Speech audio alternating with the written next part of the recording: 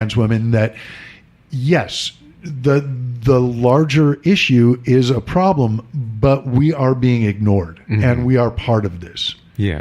And so, it's don't get lost in the details, but don't ignore the details. The details are important, and it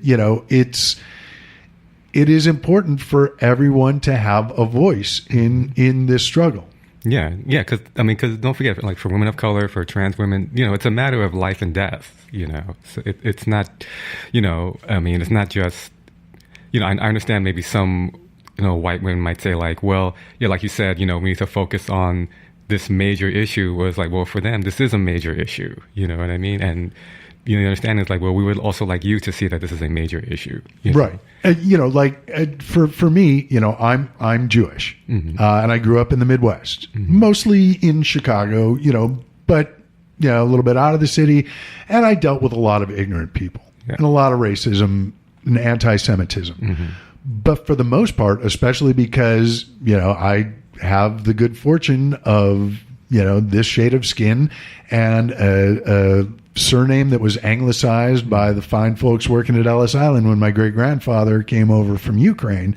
So I have been very fortunate. I have benefited from white privilege, even if I didn't seek it out. Even if I have been the victim of anti-Semitism, I'm not an idiot. I know, I recognize the reality of the fact that I blend, and a lot of people have given me the benefit of the doubt and have extended privileges to me that I might not receive if, my last name were, Stein or Goldberg or something more indicative of my background. Right. So yeah, I don't seek out white privilege, but I would be completely ignorant if I tried to, well, I'm a Jew, so I haven't benefited from it at all. Right. It's like, come on. So, white women, yes, the struggle is real. Yeah, there are a lot of problems that you are facing and combating. And ideally, like to think that I and other, folks like me and Lenny, we are there with you. But don't, this isn't all about you. It's, it is a very, I hesitate to use the term broad, but it is a broad umbrella that y'all are under. So, be conscious of that. Yes, definitely. Yeah. Yeah. And hopefully, that is being accomplished as, this annual march goes on, more voices will be heard, that's my hope, at least. And yeah, right there with you. Now that's one thing that, another thing we were talking about before the show is I remember last year when I was going to the march and I was getting ready, it's like I had an extra bandana, extra t-shirt to wrap around my head, milk and magnesia, for my eyes in case tear gas. And there was none of that. I mean, it was a love fest. It was like a pep rally for personhood. It was a fantastic time. And so, ideally, we're going to have the same this year. Hopefully, lessons were learned from Charlottesville, and we don't have any, Nazis or men's rights activists who are really just Nazis under a different name. Hopefully, the marches are car free wherever they're happening around the country. But yeah, that was, that's one of the things that I think marks the Women's March. And, Cat Williams has a bit about it. We were talking about it. That white people don't know how to protest. And Cat Williams says, they're picking up their trash. Did they not learn anything from us? But, so many times, over the years, where I've heard people, well, if women were running the show, it would be much more peaceful. It would be much more violent or much less violent. And, you always have the people who, well, really? Look at how catty women are and and how women tear each other down. And, there are a lot of those people. But what we saw at the marches last year was, wow, when women are running the show, things actually are kind of more peaceful. Yeah. fewer arrests than your regular demonstration. And people went away from the Women's March last year feeling hopeful, never realizing that a year later Trump would still be president and things would be worse. Yeah. Well, I mean, I don't mean to be facetious when I say this, but we're like comedians, we're allowed. Yeah. Well, because we were talking before the show about how I had gone to a march downtown. It wasn't the Women's March. It was shortly after Trump was elected. There were these marches downtown, and I go to these marches and people are, hugging the cops, posing for pictures with them. It's like, no, this is what we're marching against. You know what I mean? Like Trump says he's going to be the law and order president. These people aren't on our side right now. But hang on though, because I think that's one of the things that does get lost. I have known and dealt with many police over my years. And a lot of them are dicks. There's a certain draw to the job that brings a certain personality. It's like accounting. You're not going to get a lot of meth heads and ravers and folks who spend their weekends doing Molly and waving glow sticks around. Not really in the accounting world. There are going to be some. Oh, there's some. I used to be an accountant. Yeah. Well, there you go. Yeah, but generally, there's a stereotype that mostly holds true. And the same goes for cops. But I think, listening to you telling the story, of this protest and this demonstration, it was an opportunity for the people to let the police know, hey, we're on your side when you're doing your job and you're doing it right. When you're using your power to kill unarmed black people, we're going to stand up against that. But we're with you until you give us a reason to be against you. Yeah. Although when you put that uniform and the badge on, you're already giving us reason to be suspicious. Yeah, really. Because, a lot of people point to the March on Washington and they say, oh, that was such a peaceful protest. But people forget the March on Washington was a result of years of riots and unrest. You know what I mean? People talk about Selma. Well, people got their asses kicked at Selma. You know what I mean? That's going back to the Letterman show.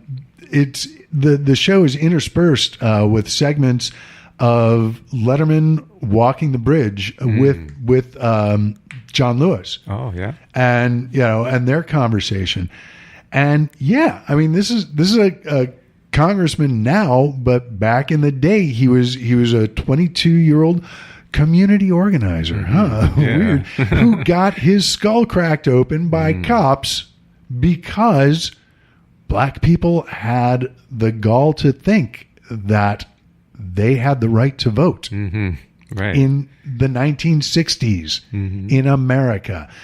Where if you are a Trump supporter who somehow stumbled onto this podcast and you're still listening, you may be shocked to learn that even in the South, black people did have the right to vote in the 1960s.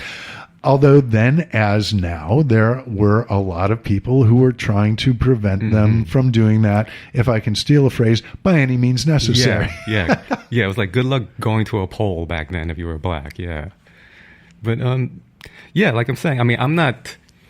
The reason why I say I'm not being facetious, it's not that I'm advocating violence or anything like that, but I do believe that, every great revolution, every great change, it starts with unrest. You know what I mean? If you go back over history, there was always years, the American Revolution. There was years of civil unrest.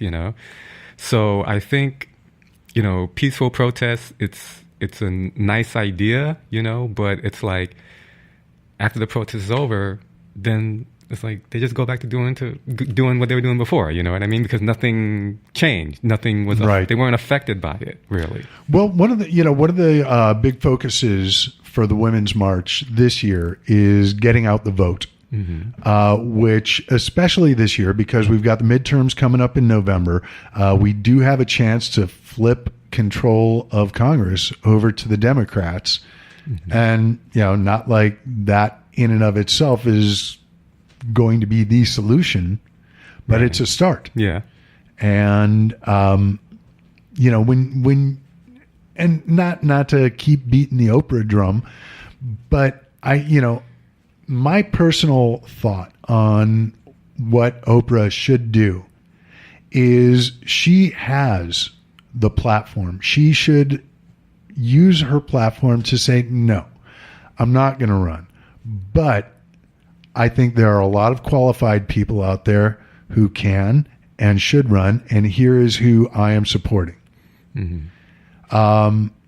Because again, we need someone who understands the law, and not someone like Joe Arpaio, who pardoned criminal Joe Arpaio, who's going to run for a Senate seat in Arizona. He was the sheriff for a long time, but as we know from his conviction and subsequent pardon by the racist in chief, he does not understand application of the law. Right. And we really need someone in office who does. Mm-hmm. Yeah.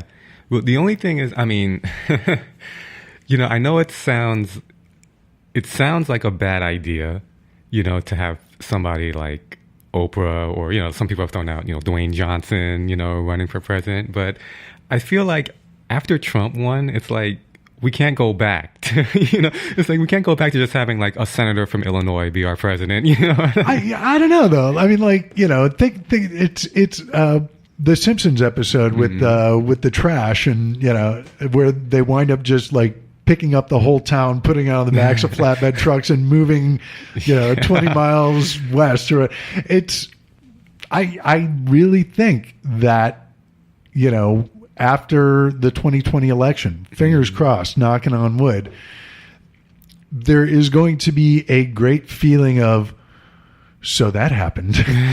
Just looking back at the last 4 years. Mm-hmm. And that one of the biggest problems with America is we have a tendency to not learn from our mistakes. Mm-hmm. Yeah. I'd like to think that we don't need to get to actual nuclear war before we go, well, what can we do to stop that from ever happening again? Mm-hmm. Mm-hmm. Yeah. I mean, but at the same time, remember, Trump is going to be running again, and there's still a large percentage of Americans that are going to vote for him. So it's like, okay, we need to get somebody in there that's going to beat him. You know what I mean? But I think it'll be interesting because I think there will be Republicans who primary him. Mm-hmm. Normally when you have an incumbent, the party sticks with the incumbent, doesn't run anyone else. I don't think we're going to see that. If Trump is still in office, and I mean, you figure he's going to be campaigning even if he is run out of town. Mm-hmm. But if he is still in office, 75% believe that the Republicans are going to mount a challenger, or there's going to be a break off from the RNC that launches an independent candidate. Yeah. But I think we are going to have someone who is more center right running, whether it is officially as a Republican or running against Trump from an independent party. But in addition to whoever the Democrats put up. Yeah, I mean, I hope so, because like you brought up Cat Williams, and Cat Williams pointed out how, we all thought the same thing about that. There's no way Trump is going to win. Here are the stats. Here are the districts. He's not going to win here, and we were completely wrong about that. So, so I'm just saying I'm hedging my bets. You know what I mean? Well, and let me ask you a question, because we mentioned in your intro you are originally from New York. You live here now. Have you lived anywhere else? No. In between, because I mean, literally in between. I went to school in Missouri, and I lived there for 8 years. And I identify as a Midwesterner, even though I know Chicago is not really the Midwest. It's the big city. It's the outlier, so to speak. But I lived in the middle of Missouri, granted in a liberal college town. But I got out of Columbia and saw what was going on in the rest of the state. And I haven't lived in Missouri for decades. But I still keep an eye on what's going on back there. I still have friends who live back there. And the night before the election, in 2016. I was